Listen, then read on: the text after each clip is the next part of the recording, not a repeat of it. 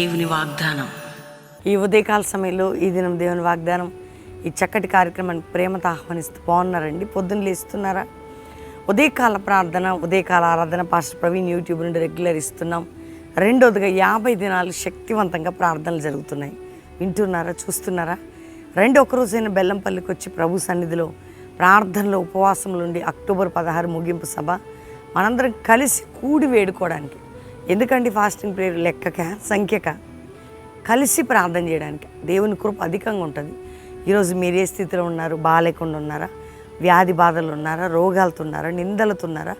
గాయాలతో ఉన్నారా? అవమానాలతో ఉన్నారా? శ్రమలతో ఉన్నారా? దేవుడు మిమ్మల్ని ప్రేమిస్తున్నాడు. ఆయన కృప మెండుగా మీపై చూపాలని ఆశ కలిగి ఉన్నాడు. కానీ ఒక్క మంచి మాట నేను చదువుతున్నాను చూడండి. ఆదికాండము 26వ అధ్యాయం. దేవుడు మనకిస్తున్న చక్కటి మాట 26వ అధ్యాయము 4వ వచనం. ఏలయనగా నీకును నీ సంతానమునకు ఈ దేశములన్నీ ఇచ్చి నీ తండ్రి అయిన అబ్రహాముతో నేను చేసిన ప్రమాణం నెరవేర్చి ఆకాశ నక్షత్రం వల్లే నీ సంతానం విస్తరింపజేసి ఈ దేశములన్నీ నీ సంతానమునికి ఇచ్చేదను. దేవుడు ఒక వాగ్దానం అబ్రహాముకి చేశాడంటే మళ్ళీ ఇక్కడ మాట్లాడుతున్నాడు. నీ తండ్రికి ఒక వాగ్దానం చేశా, అది నేను నెరవేరుస్తా. ఏంటో తెలుసా? నీ సంతానానికి దేశములన్నీ ఇచ్చేస్తా, నేను గొప్పగా ఆశీర్వదిస్తా, విస్తరింపజేస్తా. అంటే అర్థం ఏంటండి? దేవునితో అబ్రహాం అయినా, యాకోబు, ఇస్సాకు, యాకోబు వీరందరూ కూడా ప్రార్థన, దేవునితో ఆ కనెక్షన్ అన్నమాట. అబ్రహాం ప్రార్థనాపరుడు, దేవునితో ఉండేవారిని, దేవునితో నడిచేవారు. వారు ఏది ఆశించినా ఆశించకపోయినా ఆయన ఆశీర్వదించే దేవుడు అండి. అబ్రహాం ఆశీర్వాదం యేసుక్రీస్తు వలన మనకు దేవుడు అనుగ్రహించాడు. కాబట్టి ఈరోజు ఎంతమంది వాగ్దానం వింటున్నారో దేవుని బిడ్డలారా, నిన్ను, నీ కుటుంబాన్ని, నీ బిడ్డలని, నీ యవ్వన జీవితాన్ని ఆయన ఏమంటున్నాడు? ఆశీర్వదిస్తా అంటున్నాడు.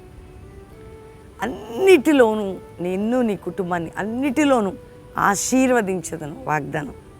అంటే అన్నిట్లో, అన్ని దేశాల్లో వాళ్ళని దీవెనకరంగా ఉంచబోతున్నాడు. నిన్ను కూడా ఏ దేశం నుండి వింటున్నావు?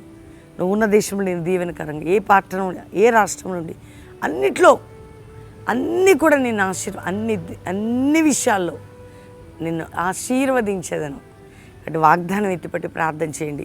రక్షణ లేని వారు ఇంకా రక్షణ పొంది యేసు రక్షకుడని మీ హృదయాన్ని అండి, మీ జీవితాలను దేవుని సమర్పించుకోండి. వాగ్దానం ఎత్తిపట్టి ప్రార్థించడమే కాక ప్రార్థనలో మనతో కలిసి ప్రార్థనలు ఉండండి. ప్రార్థన చేసుకుందాం. తండ్రి, ఉదయకాలం ఎంతమంది బిడ్డలు ఈ వాగ్దానం వింటున్నారు? రక్షణ లేని ఒక రక్షణ, రోగులకు స్వస్థత, వ్యాధిగ్రస్తులకు విడుదల, అప్పులు, ఆర్థిక సమస్యలు, మానసిక ఒత్తిళ్లు, కుటుంబ పోరాటాలు, నిందలు, గాయాలు, అవమానాలు, శ్రమలు, ఇరుకులు, ఇబ్బందులు మీరు విడుదల దయచేయండి. ఏ కుటుంబాలు ఎక్కడ ఏ శోధనలను తప్పించి మ్యారేజ్ డే, బర్త్డే బిడ్డలను బ్లెస్ చేయండి అయ్యా. సంఘాలు, సేవకులు, అపోస్తుల సేవ, ఆ యొక్క అద్భుతమైన అభిషేకంతో కూడిన పరిచర్య జరిగే కృప ఇవ్వండి. ఈరోజు ఎంతమంది మ్యారేజ్ డేను, బర్త్డేను బ్లెస్ చేస్తూ కుటుంబాలుగా మీరు వర్ధలు చేయండి. యవ్వన బిడ్డలను దీవించండి. మరొకసారి ప్రభా, రోగులను స్వస్థపరిచి, కోర్టు కేసులు, మానసిక ఒత్తిళ్లు, కుటుంబ పోరాటాలు, ఏ సమస్య వరకు ఉన్న విడుదల దయచేసి, ఏ దేశంలో ఉన్న అద్భుతం చేసి, భారతదేశంలో మా ప్రియులందరిని రక్షించి, జరుగుతున్న ప్రార్థనలన్నింటిలో మీ ఆశీర్వాదం, మీ కృప మాకు తోడుగా ఉంచమని యేసు నామములో అడుగుచున్నాం తండ్రి. Amen, amen, amen.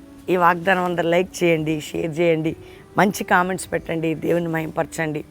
దేవుని బిడ్డలారా, 50 రోజులు జరుగుతున్నాయి బెల్లంపల్లికి రండి. ఒకరోజు 2 రోజులైనా వచ్చి పాలు పొంది మరి అక్టోబర్ 16 ముగింపు సభ బెల్లంపల్లిలో కుటుంబాలుగా పాలు పొందండి. దేవుడు మీ అందరినీ దీవించును గాక. ప్రైజ్.